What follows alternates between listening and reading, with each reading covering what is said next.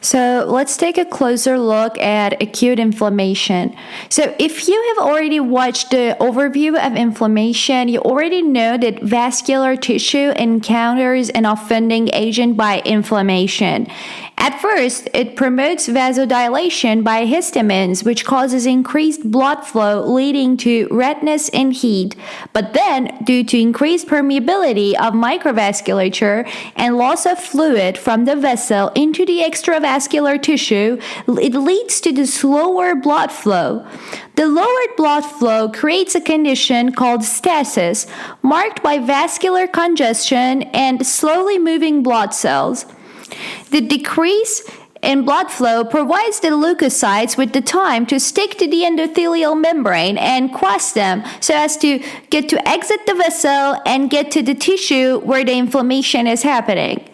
Contraction of endothelial cells, which is elicited by histamine leukotrienes and bradykinin, also results in increased interendothelial space. The space between the endothelial cells is another factor paving the way for leukocytes to cross the endothelium. This is called immediate transient response because it happens quite fast. In some cases of mild injury, vascular leakage starts a bit later. A very good example of that is late appearing sunburn. In this case, the response is called delayed vascular leakage.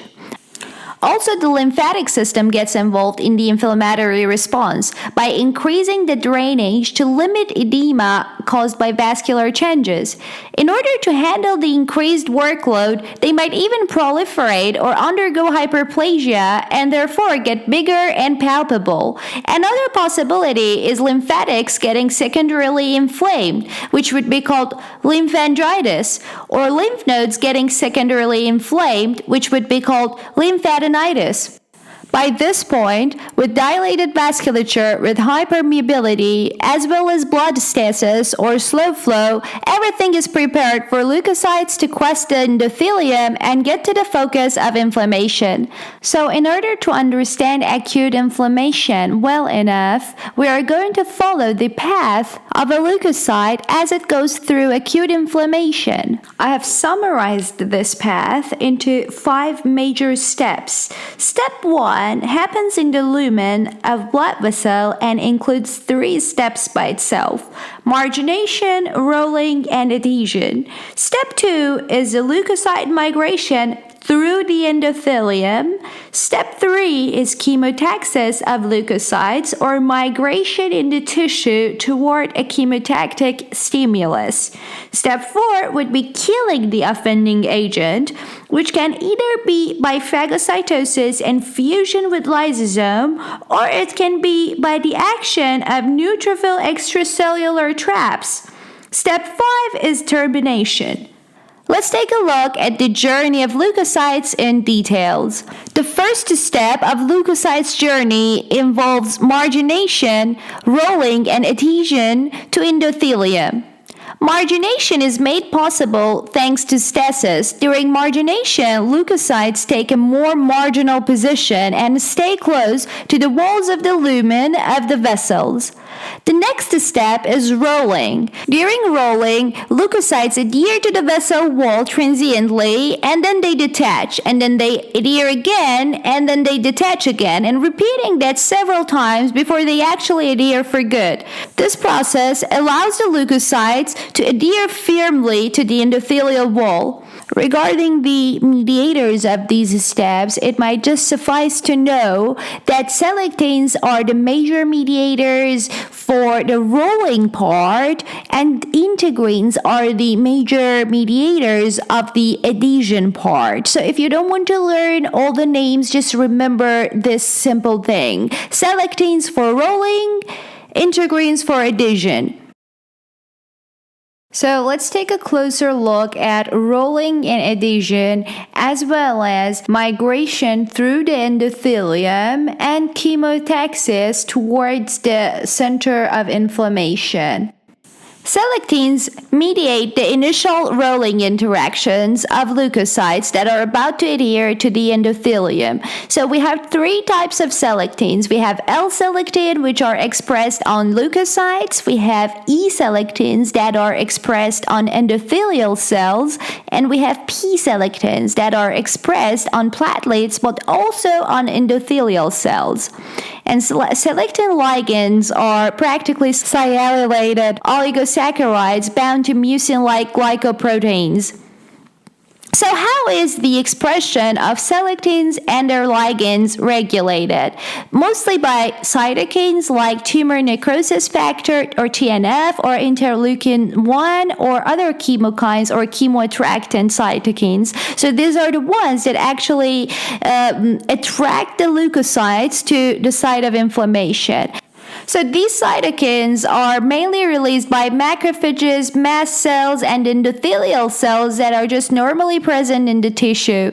Once they encounter microbes or foreign molecules or dead cells or other things that trigger inflammation, they just secrete these cytokines and attract leukocytes to the site of the inflammation. So please pay attention that selectins are the major mediators of the rolling part, and the rolling happens quite early in the inflammation where the leukocyte hasn't even yet crossed the endothelium to get to the site of inflammation. So the expression of selectins happens within 1 to 2 hours of the stimulus of inflammation.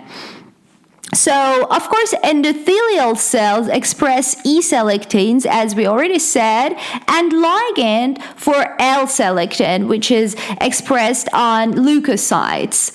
Leukocytes, on the other hand, express ligand for E-selectin, which is actually expressed on endothelial cells, and they also express L-selectin at the tip of their microvilli. They also express ligand for P-selectin. So we know that P-selectin is mostly expressed on platelets, but it's also expressed on endothelial cells.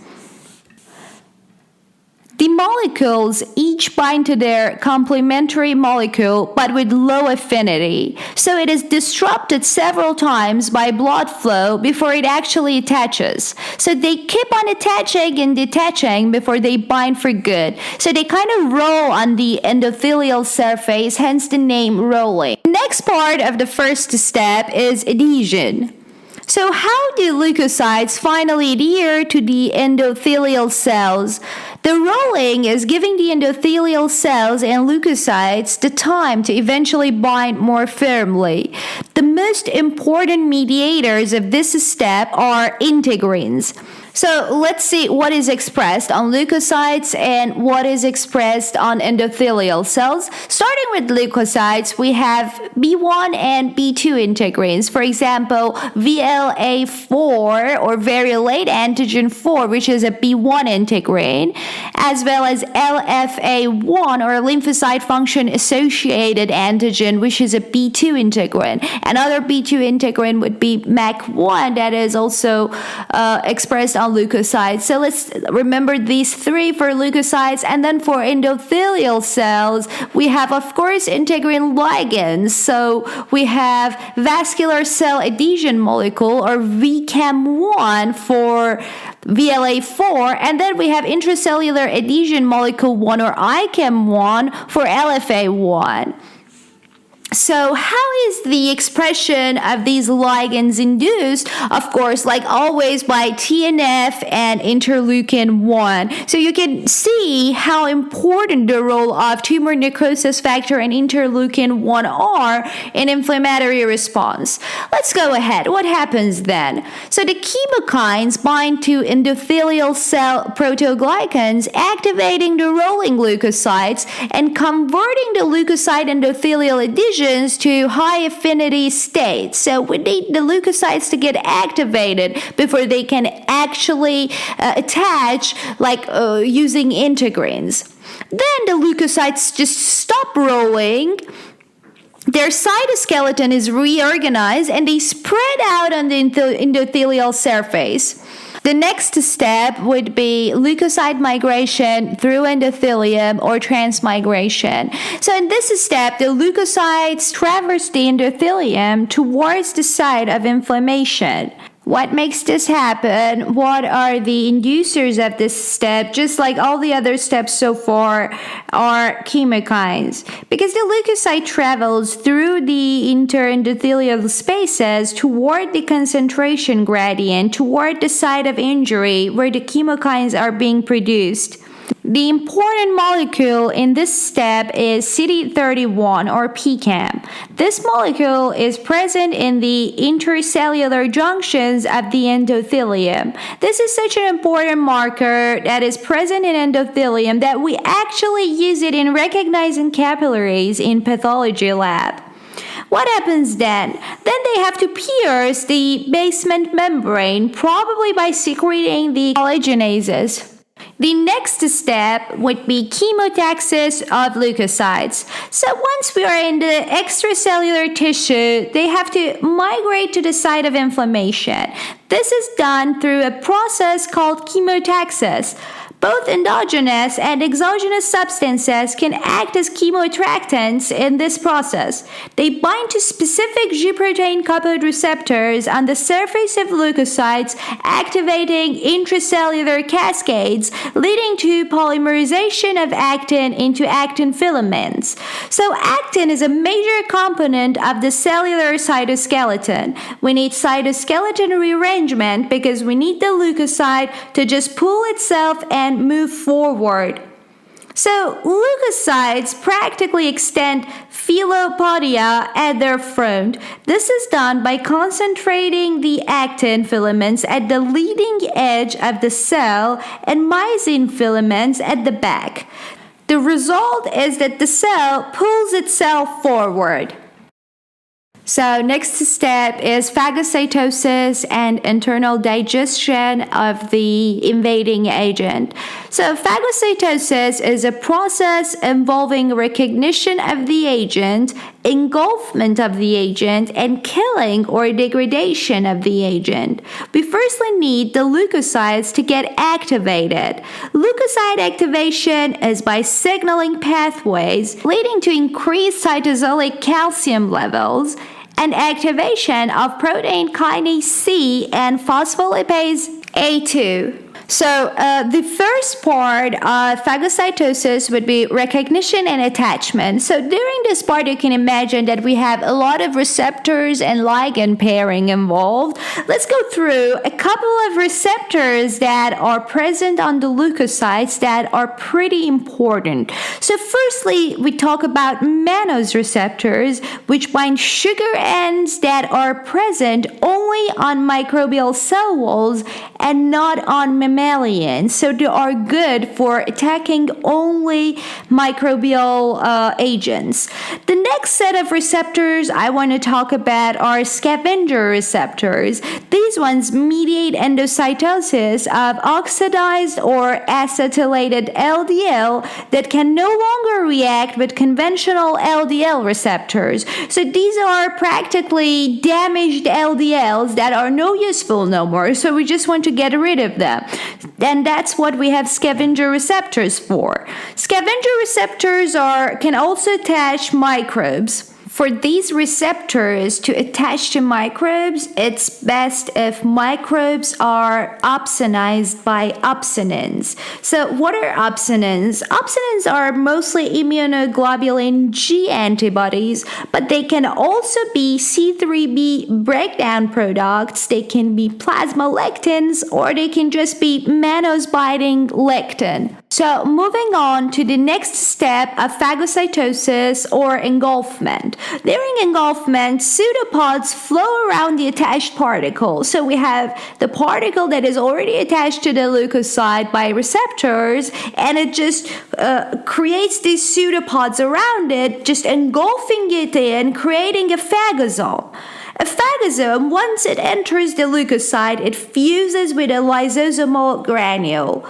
Phagocytosis is dependent on polymerization of actin filaments, so it's kind of similar to chemotaxis because pseudopod formation involves rearrangement of intracellular cytoskeleton. So you can think of it in this way that whenever we have our cell changing its structure, of course we need intracellular cytoskeletons to change their structure. So the same thing happens here. Moving on to the third step of phagocytosis, which is intracellular destruction of microbes and debris. So we know that it has already fused with the lysosomal granule, so this is what is happening inside of a lysosome. So let's consider three different strategies in order to get rid of the agent. The first one is by the action of reactive oxygen species. The second one is with the help of nitric oxide, and the third one are of course lysosomal enzymes and other lysosomal proteins. To take a closer look at these mechanisms, the first one, a reactive oxygen species, this is how it works. So we have inside of our lysosomes, we have these NADPH oxidases or phagocyte oxidase. So what it does is that it simply oxidizes NADPH, reducing O2 to superoxide anion. NADPH is a 7-protein structure located at the plasma membrane as well as in the cytoplasm. It gets on the phagosomal membrane, working exclusively on lysosomes and phagolysosomes, meaning that it doesn't reduce the oxygen that is present in the cytoplasm into superoxide anion. It only works inside of lysosomes or phagolysosomes. So superoxide is converted into hydrogen peroxide by spontaneous dismutation. Myeloperoxidase, or MPO, in the presence of a halide such as chloride anion, converts hydrogen peroxide into hypochlorite. Hypochlorite destroys microbes by halogenation or by oxidation of lipids and proteins. Hydrogen peroxide is also converted into hydroxyl radical, another destructive agent. Oxygen-derived radicals may also be released extracellularly in certain situations. Antioxidants are what protects against them. The next mechanism is destruction by nitric oxide, or NO. NO is a soluble gas produced from arginine by the action of nitric oxide synthase, or NOS. There are three types of nitric oxide synthase. There is the endothelial type, the neuronal type, and inducible type. The inducible type is the one that is involved in microbial killing. INOS, or the inducible nitric oxide synthase, is induced when macrophages and neutrophils are activated. NO reacts with superoxide, generating free radical peroxynitrite. Another major function of NO is to relax vascular smooth muscle and to promote vasodilation. The third mechanism is via lysosomal enzymes and other lysosomal proteins. So neutrophils tend to have two main types of granules. So the first one is the larger azerophilic type, or the primary type, and the second one is the smaller specific, or the secondary type. The secondary type mostly includes lysozyme, collagenases, gelatinases, lactoferrin plasminogen activator, histaminase, and alkaline phosphatase. The primary type, on the other hand, usually contains myeloperoxidase, bacterial factors, acid hydrolases, and neutral proteases. So as you can tell from the names of these enzymes, each of them serve a different function. But the summarized takeaway message is that acid proteases are usually the ones that degrade bacteria and debris, and neutral proteases are the ones that degrade collagen, basement membrane, fibrin, elastin, cartilage, and in general connective tissue material. So there are many antiproteases to prevent the self-damaging effects of these enzymes. A very good example of these antiproteases would be alpha-1 antitrypsin. Alpha-1 antitrypsin is a major inhibitor of neutrophil elastase. Alpha-1 antitrypsin deficiency causes sustained action of leukocyte proteases and therefore damage. Besides phagocytosis, neutrophils also have another mechanism by which they trap the offending agent. So this one is called Neutrophil Extracellular Traps or NETs. So neutrophils practically secrete these extracellular fibrillar networks that are high in concentrations of antimicrobial substances. But what are these fibrillar traps made of? They are actually made of the nuclear chromatin of the neutrophils. So they are practically a viscous meshwork of nuclear chromatin that binds antimicrobial peptides and enzymes. The problem is that in this process, nuclei of neutrophils are lost because they are secreted out, and therefore the cells just end up dying. Neutrophil extracellular traps have been detected in the blood of patients during sepsis. The last step is the termination of the acute injury. So the mediators of acute inflammation have short half-lives and they wouldn't be around once their production ceases due to the stimulus being lifted. Also, neutrophils have short half-lives and die by apoptosis. There are also several signals that actively promote termination of inflammation. For example, a switch in the metabolite that is produced from pro-inflammatory leukotrienes to anti-inflammatory lipoxins. Another signal would be liberation of anti-inflammatory cytokines such as TGF-beta or interleukin-10. Yet another signal would be cholinergic discharge. The last thing that I want to review before finishing the video is leukocyte-mediated tissue injury. So these activated leukocytes can also cause damage. How so? So damage can happen in the following occasions. The first one is a prolonged host response at infections that are difficult to eradicate, for example, tuberculosis. So in this case, what we have is called collateral damage because the neutrophil is being active and doing its job of fighting the bacterial agent. But in the process of doing so, it's also causing some collateral damage.